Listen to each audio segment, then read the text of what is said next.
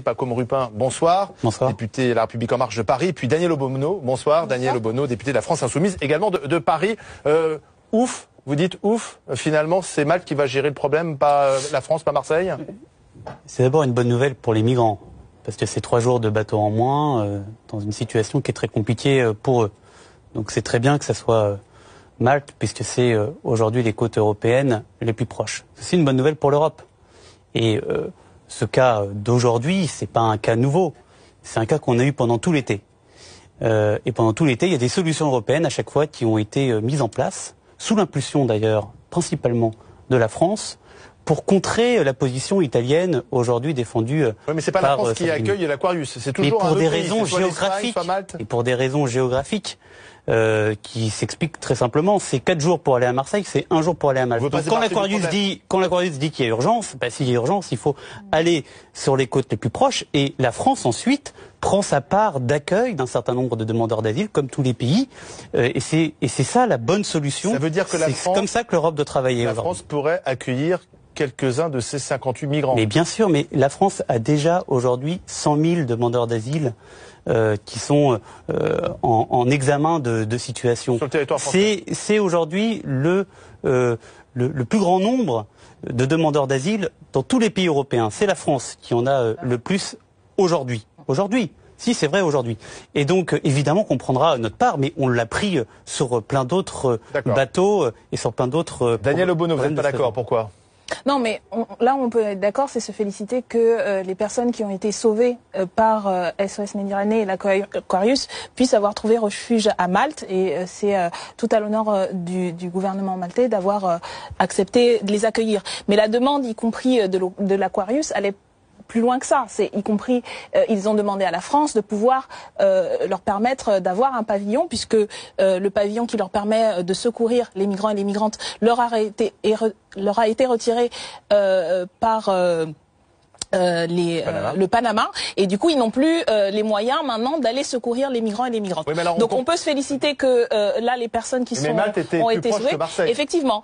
Mais cet été, vous vous rappelez à nouveau quand ils ont appelé à l'aide, ils ont dû aller jusqu'en Espagne, alors que là il y avait des ports français, y compris qui étaient prêts à accueillir, qui n'ont pas pu les accueillir parce que le gouvernement les a refusés. Donc ils étaient plus proches de la Corse et de Marseille déjà à l'époque que de l'Espagne qui les a accueillis à ce moment-là. Donc vous voyez bien pour accueillir vous voyez bien que la Corse ne peut pas accueillir des migrants.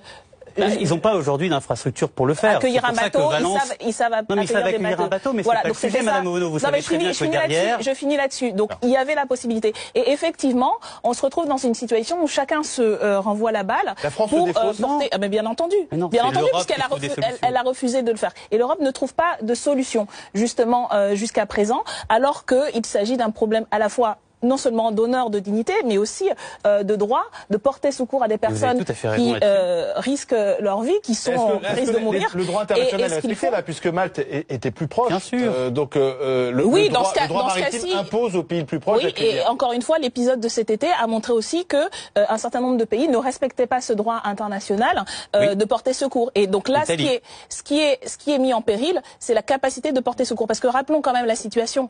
Ce sont des dizaines de milliers de personnes qui sont mortes, noyées dans la Méditerranée depuis des années, parce que c'est devenu aujourd'hui la frontière maritime la plus mortifère. Et ce que font les associations, n'en déplaise au discours d'extrême droite et malheureusement au discours qu'on a entendu dans vos rangs, ce ne sont pas le jeu des passeurs, ce n'est pas l'action des passeurs, ce sont des associations humanitaires qui sauvent des vies. Et là, font honneur à la fois à notre pays. Par les passeurs ? Bien sûr que non. Écoutez, on sait très bien quelles sont ces associations. Elles ont, pour le coup, pignon sur rue. Ce sont des associations humanitaires. Ce qui instrumentalise et ce qui fait le jeu des passeurs, ce sont les politiques de répression, parce que c'est ça qui leur donne les moyens de faire pression pour augmenter, y compris les tarifs qui font payer aux pauvres gens qui essaient de passer.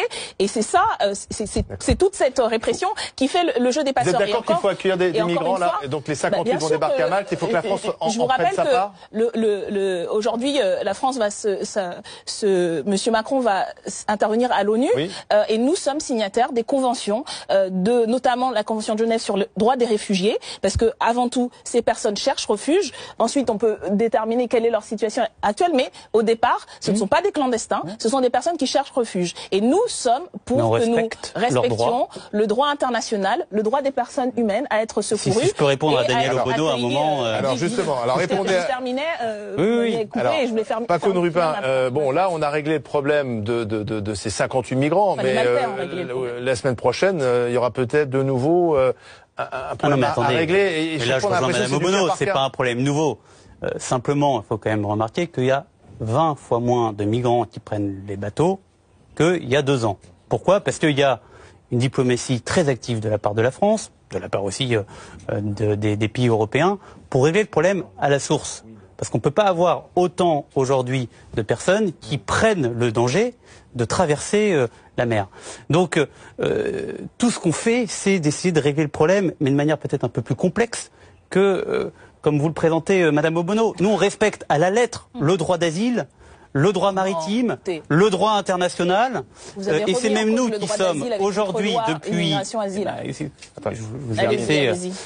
Ça fait depuis des années que on a ce sujet-là, mais qui est en train d'être terminé. La crise migratoire, elle se termine. Donc il y a encore quelques bateaux, en effet, qui viennent secourir des personnes qui sont à la mer. C'est très bien, il faut le faire, c'est tout à fait utile. D'ailleurs, il y a des gardes-côtes sous l'opération Frontex qui font ce travail-là aussi. Donc les pays européens sont engagés là-dessus. Donc moi, je ne peux pas entendre dire que l'Union européenne ou la France ne respectent pas ces droits-là. C'est vrai en partie pour l'Italie, qui aujourd'hui a une coalition assez baroque avec un ministre de l'Intérieur d'extrême droite, mais c'est certainement pas derrière ce genre d'idée que nous sommes comme position. Vous ne pouvez pas dire qu'aujourd'hui, la gestion, non pas la crise des migrants, mais la crise de l'accueil. Et je pense que au final, tout le monde a convenu qu'il n'y avait pas une crise des migrants. Il y avait eu beaucoup de migrants dans la période 2015-2016 parce qu'il y a la guerre en Syrie notamment, et ça c'est les causes directes sont indiquées. Donc, y compris l'instrumentalisation qui avait été faite, montre bien, il n'y a pas de submersion migratoire, et les flux migratoires, y compris au niveau mondial, sont relativement stables. Mais il y a une crise politique. Ce qu'on pourrait et qu'on devrait faire de mieux, encore une fois, il y a le débat à l'ONU, c'est déjà mettre en place une gestion mondiale des phénomènes migratoires. Tout à l'heure. Oui, mais je pense que c'est aux États de régler justement, nous pensons que pour avoir une véritable politique de manière cohérente, raisonnée des choses, il faut une gestion mondiale, parce que ce sont des phénomènes. Oui, mais je pense que justement, nous pensons que la France. La coopération européenne. Bien sûr que non. Écoutez, arrêtez de dire des bêtises. Alors on est d'accord là-dessus. Nous pensons justement que au niveau français, au niveau européen, on peut prendre des initiatives, mais il faut au niveau mondial. Au niveau européen, nous disons par exemple qu'il faut suspendre les accords de Dublin, parce qu'une partie des problèmes sont suscités par les retours et la pression qui est mise sur les Dublinés. C'est encore le cas, et ça crée, y compris je pourrais vous emmener aujourd'hui à la porte de la Chapelle, trouver les personnes qui sont réfugiées, qui sont dublinés, et donc la situation est problématique, notamment à cause de ces accords. Et si le gouvernement français ne s'alignait pas sur Salvini et sur Orban, parce qu'il y a aussi à Orban en matière migratoire, ce que vous avez fait au Conseil européen et ce que vous avez fait dans toutes les instances européennes, s'aligner sur ces politiques-là, en faisant en France, y compris des politiques qui sont saluées par Salvini, peut-être qu'on aurait une autre voie en Europe pour gérer ces questions. Merci à tous les deux. Merci Daniel Obono. Merci.